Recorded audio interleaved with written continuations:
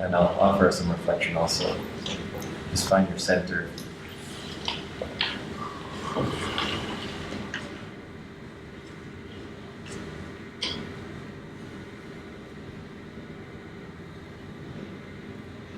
Jesus said, whenever 2 or 3 are gathered in my name, I am with you.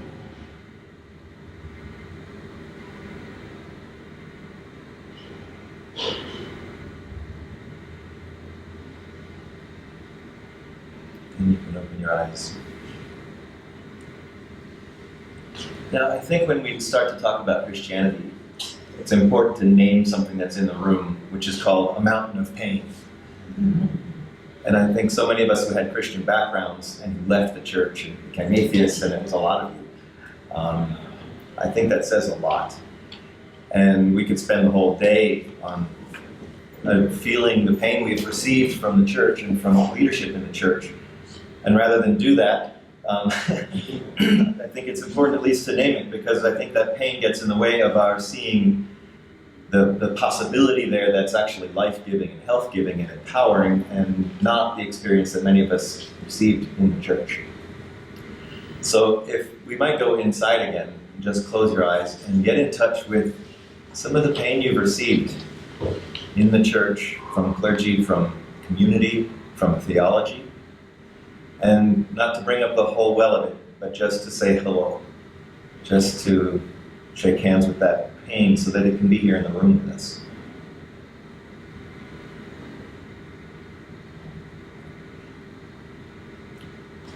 Jesus had a lot to say about pain, and about pain's capacity to bring us into the heart of God and into the heart of ourselves. So I would invite us to take that pain and just offer it into the center of the room, to the center of the circle where it can be transmuted by the grace of God, that we may find healing.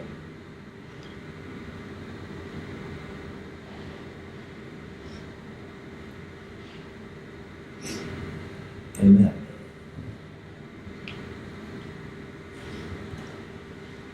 I'd like to share with you a little of my own background.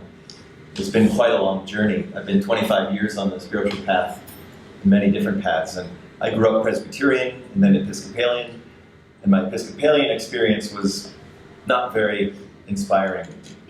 The words I had read in the Bible and I saw Jesus sharing didn't match up with the kind of community that was in the church. It was like, where's the life, where's the juice? It was all very heady. But I did have the very good fortune of spending time in a Benedictine monastery in Vermont when I was at a music camp there.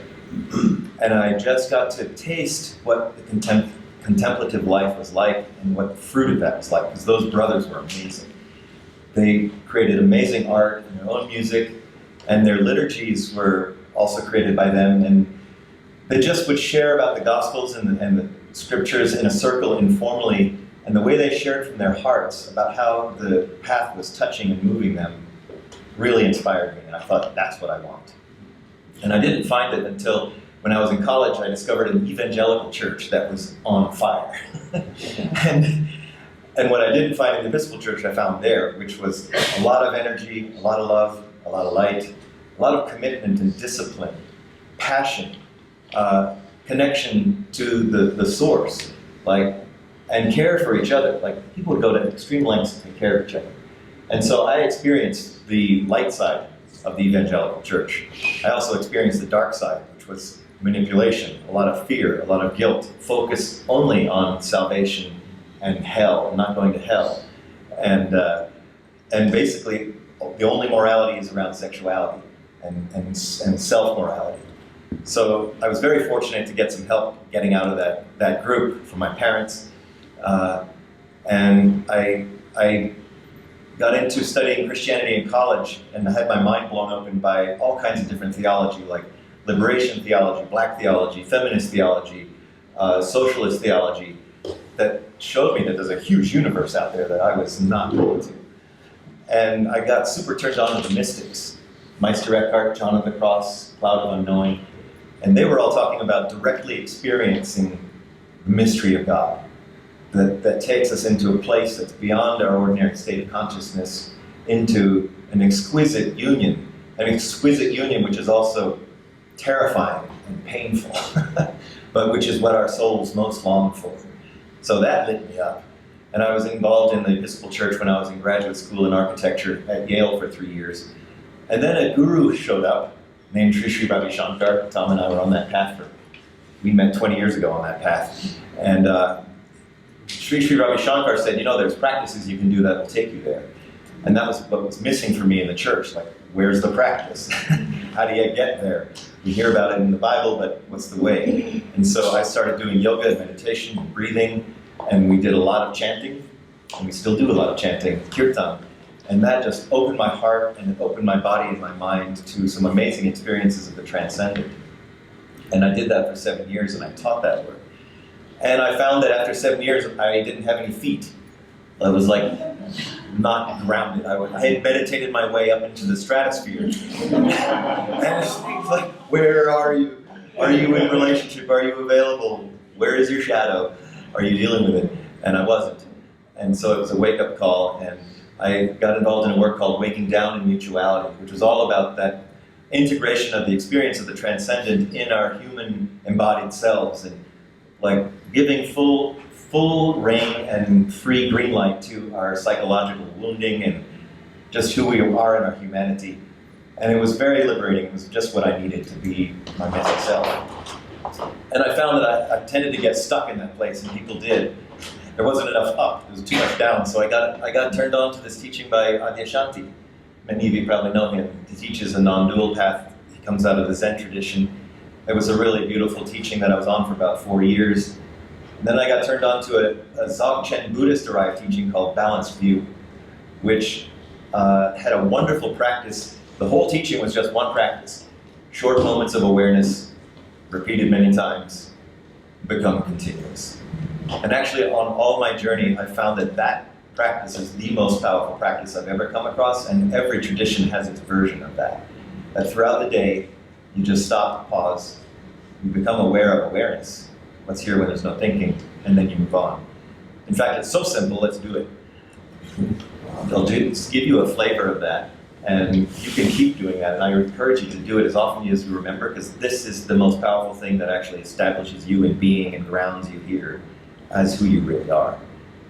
So why don't we close our eyes? Actually, you don't even have to close your eyes. You can close them if you want, or not. The whole point is you just become present. Come into your center. And stop thinking. For a moment. And just notice what's here when you're not thinking. That simple, pure presence. Timeless awareness. That's you. And that's God. There's only one awareness. That's you. That's God. I am that I am. Before Abraham, I am. It's that I am. In this moment, you are. And then you move on with your day. And at the next red light, I am. And you remember. Come back to the center. So that's what Balanced View gave me. And it was an enormous, enormous gift. Then I felt the call of Jesus. I felt myself like, ooh, I'm wanting my roots. Like, this is too cerebral. It's great. But it's dry. It's like, where's the story? Where's the juice? I want the love. I want the goodness. And so I found this beautiful church in Frederick, Colorado, about half an hour from here, and they lit me up. They were tapped into the Celtic Christian tradition, which is much more about direct experience and mystical connection. And I got on the path to discerning a future in the priesthood, which was a 2-year process, rigorous, and at the end of it, it was a long interview process, and the bishop, after all that, decided not to send me forward. So that came as a big blow. I was really disappointed, deeply disappointed, because I thought this was a way forward. But the bishop actually said, I think you're too expansive for the church. I think if we sent you to seminary, you would be shut down. And so I now really appreciate that, and I'm glad I'm a free agent, because I don't know that I would have wanted to fight the institution from the inside. I don't want to fight any institution. But I would love to bring light into the world where I think it's needed, and where I think institutions and us who've been hurt by the church and also feel the longing to be connected to the church, that there is a way to heal that pain and a way to walk forward.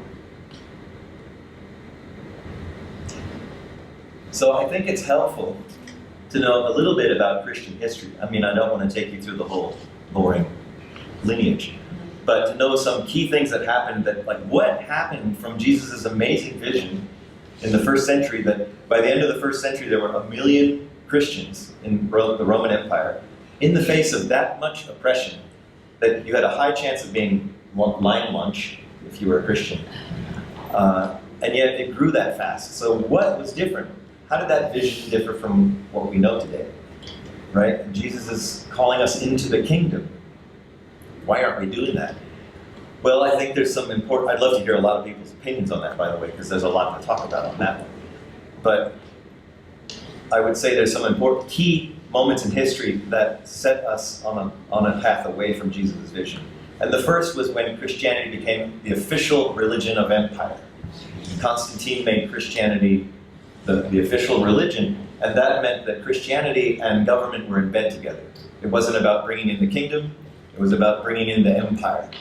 And that now Christianity served to apologize for and to support the domination system, to support war and violence, to be the excuse and the apology for we are the right ones and God is on our side, that gives us free reign to slaughter and take whatever and whoever we want.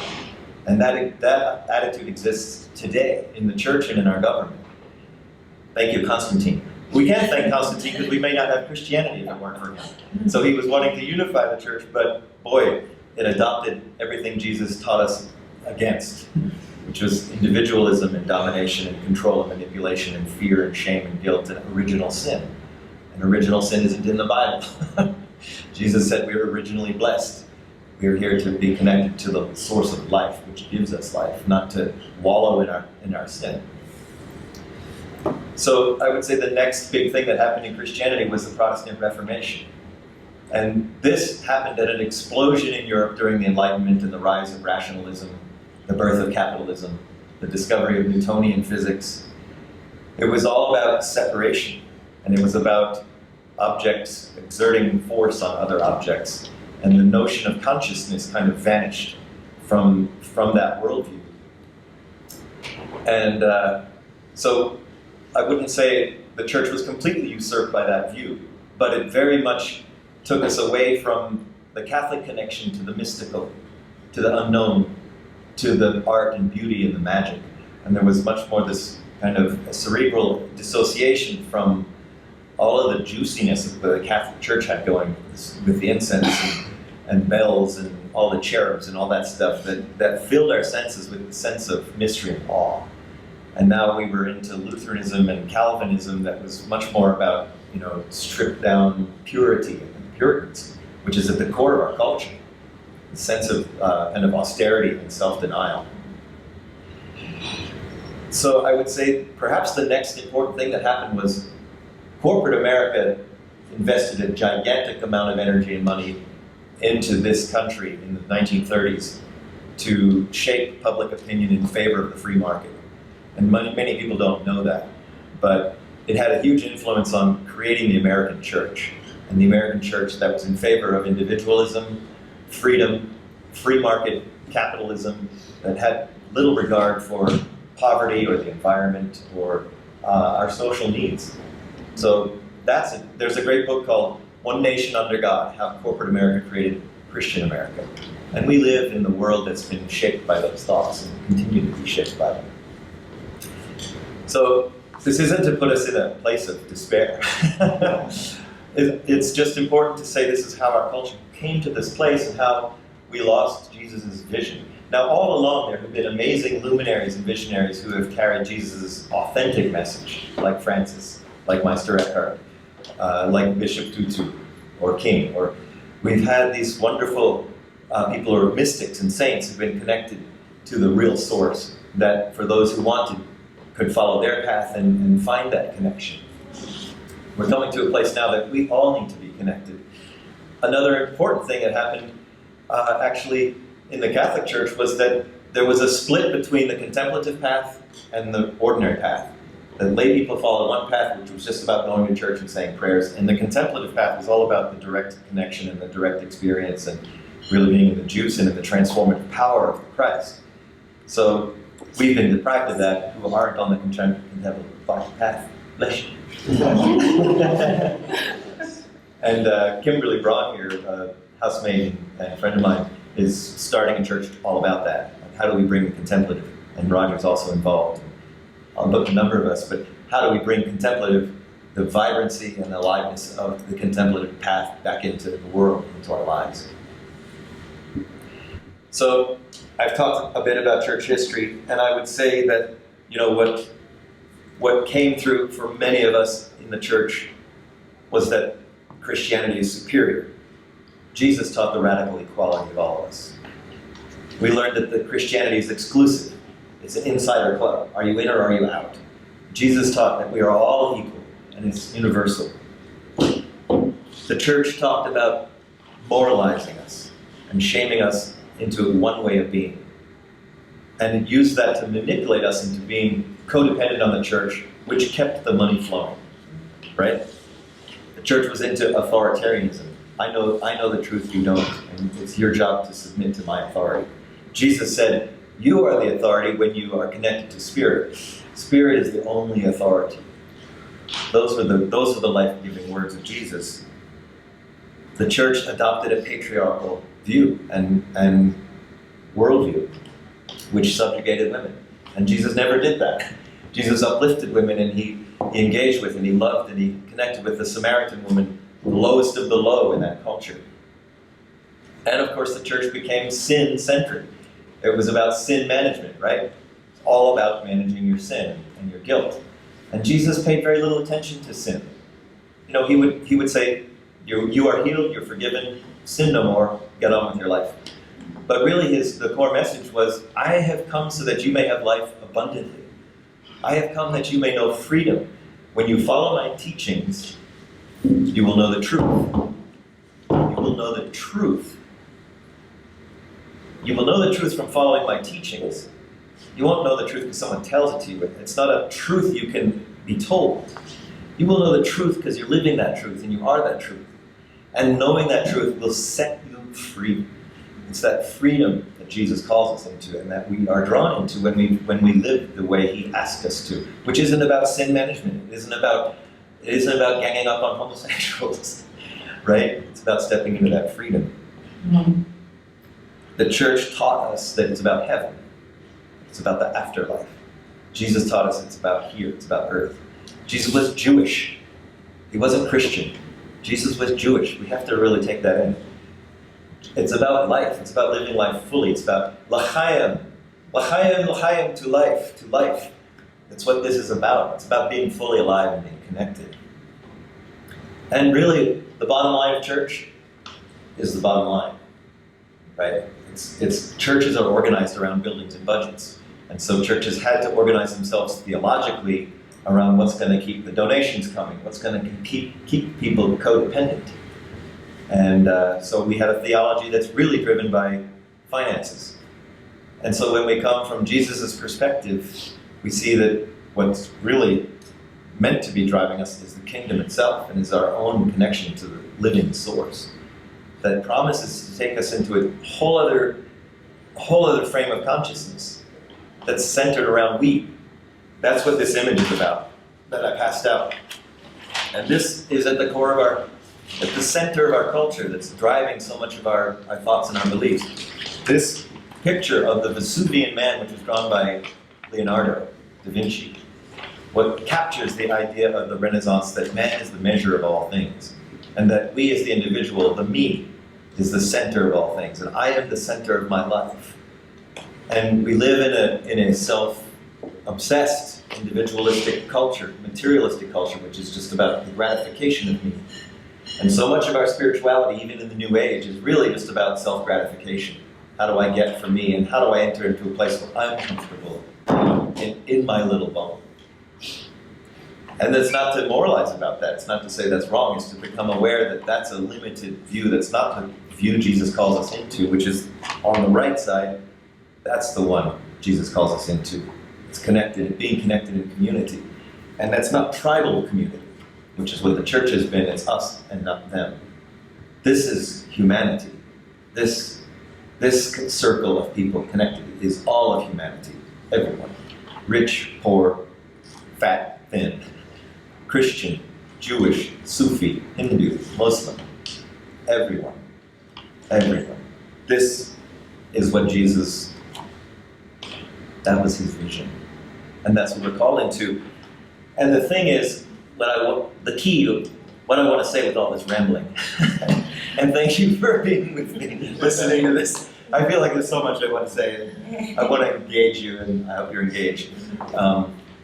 Is that for me, what I take from Jesus is that really he calls us into a balance of love and wisdom. And in church, we tend to focus a lot on the love, and there's not as much awareness around the wisdom piece, And I think you can only really enter into community in a powerful and deep way if you have enough wisdom. Because otherwise, if it's just love and there's no wisdom, you become a fool. And we just act out of our conditioning, we act out of our reactivity. But when we live by Jesus' wisdom, we can actually experience our transcendent self, the self that's beyond me, that's not just the little I. We can experience the big I. Like in that short moment we took, that's the big I. It's what's there when we're not thinking. But that's the divine presence. And so being able to rest in that big, big, big infinite space, and then come back into our individual experience. On my whole path, I realized that was the dance I was always playing. It's between this infinite self and the finite self. The infinite self and the finite self. You don't ever resolve it, it's a paradox. But it's our job to be in balance. Balance is the key word. And so I would just share that Jesus' instructions to how do we awaken on the Christian path really are about loving. He says it. The two commandments are just love God with all your heart, and all your mind, and all your soul, and all your strength. Giving yourself over to it 100% is the key. And what comes from that is loving each other with everything we have. But that's not quite enough, because he also says that, it's important to really be on fire seeking this truth. That he doesn't give us a recipe, a prescription. It's in the desire, it's in our longing. It's our longing that calls us into the truth. And that seeking, the commitment to not letting go of that like a dog on a rag, like I will get this. In Luke, Jesus says knock on the door and it will be open. In Luke, Jesus says bang on the door and keep banging like it's at 3 a.m. and you have to wake up your neighbor. Like with that degree of passion and longing and yearning. And Jesus, of course, also says serve, seek, serve one another. If you're just on your cushion and you're experiencing non-duality, hooray. But Jesus was in the streets, he was healing people. He was pointing out what was broken and what needed fixing. And so it's about loving and serving each other. And when we serve that, that's following his teachings that teach us the truth, that we know who we are in that freedom. And finally, he says, die. It's about dying. He says, those who seek to save your life will lose them. But if you lose your life for my sake, you'll know life everlasting. Or like the seed that has to die to grow, to sprout and bloom, must die unto itself. And our individualistic culture, this Vesuvian man says, to hell with that. I'm not dying. I'm staying in the driver's seat, thank you very much. But Jesus said, we die unto that self so that we may be reborn into a new self. And it's that new self that we're called into that is glorious. That is the only thing that will ultimately fulfill us and satisfy us. That is being born again. And it's available to us, but it's not what the Baptist Church taught us, most likely. Some people find it there, by grace. I'm not dissing anybody, but it's important to make this clarification.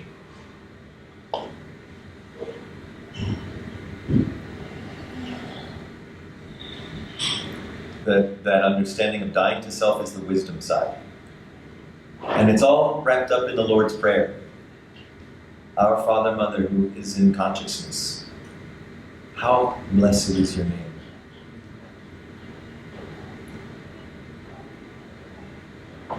That first piece, how blessed is your name, is so important because that's where the love is. How precious is your name.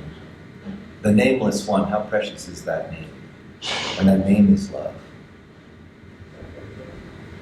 We could stay there, and that's everything. How precious is your name? That's the devotional heart. When we're in that heart, that's what heals us and draws us into unity with that. How precious, holy is thy name. Thy kingdom come. We're here to bring the kingdom. It doesn't just mean, we're going to go to heaven. We have to join hands and actually change this society. In prayer, we ask, how may I be of service to contribute to healing the pain in the world, to reversing the environmental degradation, to bringing about social and economic justice, to helping us all together meet our needs collectively given our resources. How? Thy kingdom come. That is that prayer. May it be here on earth as it is in heaven. And when we attune, we will be told. But we need to attune. It's all about how we hold ourselves in a way that actually is lined up so that we can receive. We say, Spirit, deploy me. And in that deployment, it's thy will, but it's actually my will in the deepest place of my soul. My will and thy will is one will. We just have to get down past the layers of ourself that thinks we want only, I want the $1 million, I want the fancy car, I want the big house, I want the perfect mate, I want to manifest, which comes from a superficial place. I'm not saying any of that isn't good. It's just that, is it coming from here? And how do we come from here? I'd say we come from here when we come together and we ask that question. And then we walk this path together and we follow Jesus' teachings. So thy will be done. Thy will be done. Which is the most glorious thing a human being could become, is being fully in alignment with that will.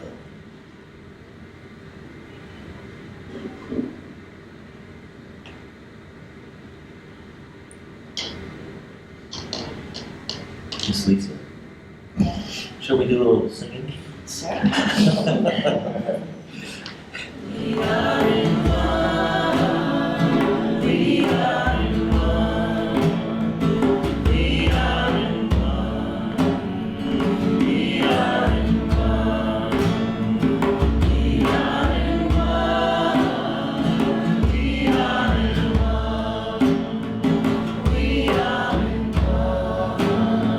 We are in one. We are in one.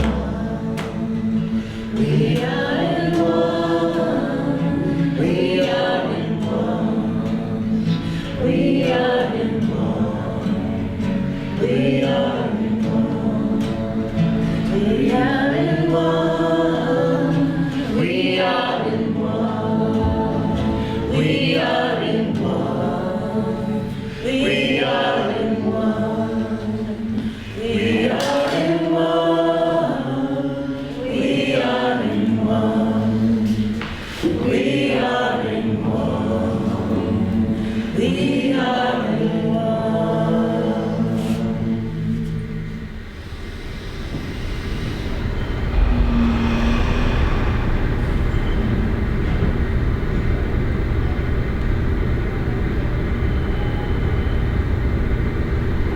We give thanks to the one in whom we are and who we are.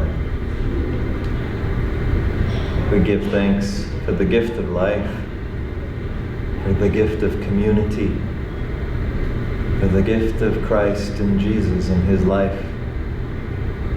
It gives us the love and wisdom to walk in this life as we were designed to, free, empowered, loving. Thank you to Lisa and Amy, to Sacred House, for all of you for coming, for all of you for showing up in your hearts, being present. I'd love to get to know each one of you. I'd love to do this for a whole day. Stay tuned for the Sacred House Steve Bross workshop. Coming soon.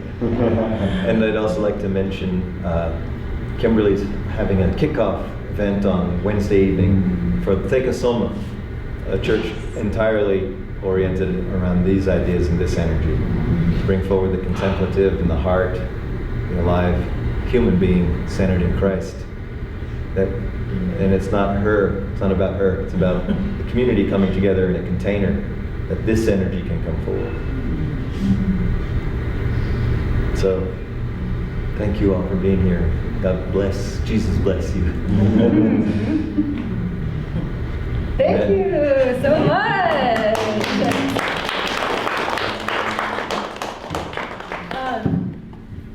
Yeah, a couple quick announcements before we finish. So there may truly be a Steve Bross Sacred House workshop coming up in the next couple months. I don't think we have details on it yet, but yeah, it seems like that might be a great thing. On So moving the pain. Yeah. And because it's, whatever pain is there is in the way of actually your full connection with what you can really have. Whether that be the Christian path, something else, a mix of all of it. But we know that when that pain is there, it blocks. So Yeah. we want to get that shit moved. Okay. And I didn't leave anything behind. I'm still a Sufi and a Hindu and a Buddhist. But I found my home in Christianity, but it's all alive. And I think there's an email list out on that table out there if you want to, if you're curious, if you'd like to be in this energy or keep walking and talking with me about this. Yeah. I'd love to do that. Thank you. Yeah, so you are also welcome to stay for brunch after the socials. We always have brunch here at Shine. You're welcome to eat a full meal or only drink or have nothing at all. Totally up to you. But we'd love to have you hang out. Can you stick around for a little while? So if you have more questions, I'm sure there's lots and lots to discuss after this little opening. Will we gather in so, here? Will we do it in here? Yeah. Pretty sure. Let you know if it changes. But yeah, so just stay in here. We're going to put some tables together and have brunch. And very last important announcement is the Sacred House donation bowl, which is over on the table right before you go out the door. If you like what we're doing, if you want to help us continue to bring it out into the world more, we really appreciate a little donation. $10 is our suggested donation. Anything is awesome. Helps us to keep making that cycle and bringing you more opportunities like this. So thank you so much for being here. Thank you, Steve. Thank you, Steve. Thank you. Have a great day. Yeah, that's a really right there. Yeah.